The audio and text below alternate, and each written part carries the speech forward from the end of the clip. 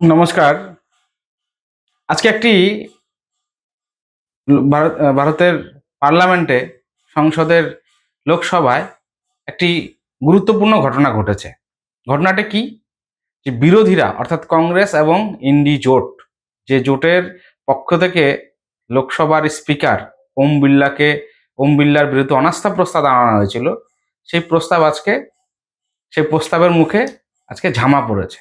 কেন বললাম এই কথাটা? বললাম এই কারণেই যে লোকসভার বিরোধী দলগুলো অত্যন্ত মানে কনফিডেন্ট ছিলেন যে তারা ওম বিড়লার বিরুদ্ধে অনাস্থা প্রস্তাব আনবেন। সেই অনাস্থা প্রস্তাবের ভিত্তিতে তারা ভোটাভুটিতে অংশগ্রহণ করবেন এবং সেই ভোটাভুটিতে তারা জয়যুক্ত হবেন এবং লোকসভার স্পিকার ওম বিড়লা প্রাক্তন লোকসভার স্পিকারে পরিণত হবেন। এটাই চেয়েছিলেন রাহুল গান্ধীরা, কিন্তু এটি সম্পন্ন হয়নি।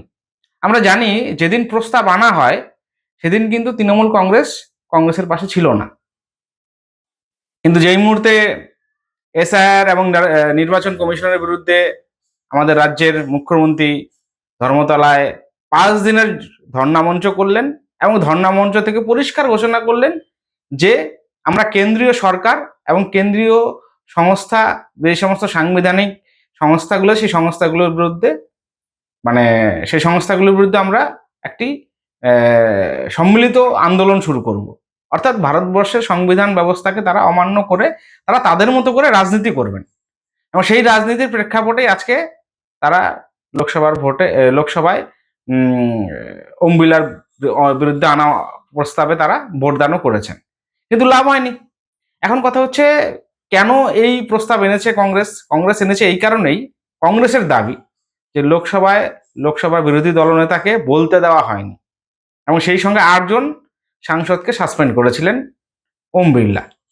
এখন কথা হচ্ছে, আমরা জানি যে যেদিন লোকসভায় বাজেট অধিবেশন পেশ হওয়ার পরে যে বিতর্ক চলছিল বা যে বিতর্ক অংশ নিয়েছিলেন লোকসভা বিরোধী দলনেতা রাহুল গান্ধী, তিনি একটি অপ্রকাশিত বই, আমরা জানি প্রাক্তন সেনা প্রধান যে নরবণে, ওনাকে কেন্দ্র করে এবং ওনার ছবি এবং ওনার বইয়ের কিছু অংশ সেদিন কোট করতে চেয়েছিলেন, যদিও সেই বইটি প্রকাশিত হয়নি। এখন প্রকাশিত না হওয়া বইকে কিভাবে তারা লোকসভায় উপস্থাপন করতে পারেন, এটা একটি বড় প্রশ্ন।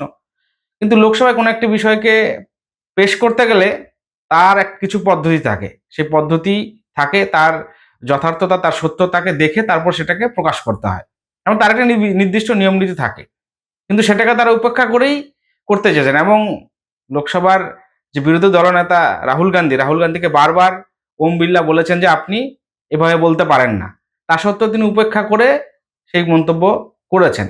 যার কারণে যেটা বলা হয় যে বিধিবিধান বা নিয়ম, সেই নিয়ম উল্লঙ্ঘন করার কারণেই 8 জন সাংসদকে সাসপেন্ড করা হয়েছিল।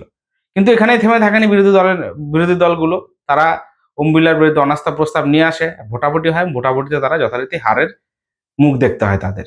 এতে কি হলো? এতে যেটা দাঁড়ালো সেটা হচ্ছে লোকসভায় আরেকবার বিরোধীরা তাদের কৃতকর্মের জন্য তাদের মুখে ঝামা ঘষে দিল কার্যত। এবং এই ঝামা ঘষে দেওয়ার জন্য যেটা হলো, সারা ভারতবর্ষে বারবার মানুষ বুঝতে পারলেন যে সংসদ ভবন কিন্তু একটি কাজের জায়গা। সেখানে আমাদের জনপ্রতিনিধিরা যারা যান তারা কিন্তু সেখানে গিয়ে আইন তৈরি করার কাজ করেন, তারা বিতর্কে অংশগ্রহণ করবেন, মতামত দেবেন এবং তারা বিলকে আইনে পরিণত করবেন, এটাই তাদের কাজ। অথচ এই সংবিধান বা এই সাংবিধানিক যে পার্লামেন্ট, সেই পার্লামেন্টে প্রত্যেক দিনে কত কত টাকা খরচা হচ্ছে তার পরিসংখ্যানও দিয়ে দিয়েছেন একজন হচ্ছে অধ্যক্ষ। তো সেই জায়গায় দাঁড়িয়ে এই যে এত বিপুল পরিমাণে টাকা খরচা হয়, সেই খরচ করার টাকা যদি ঠিকঠাকভাবে ব্যয় না হয়, তাহলে তো মানুষ প্রশ্ন তুলবেই। তো কাজেই বিরোধী দলের কাজ হচ্ছে শুধু খালি বিরোধিতা করা নয়, গঠনমূলক বিরোধিতা করা এবং সরকারের প্রকল্প নীতিগুলো যাতে বাস্তবায়িত হয় সেই কাজগুলো করা।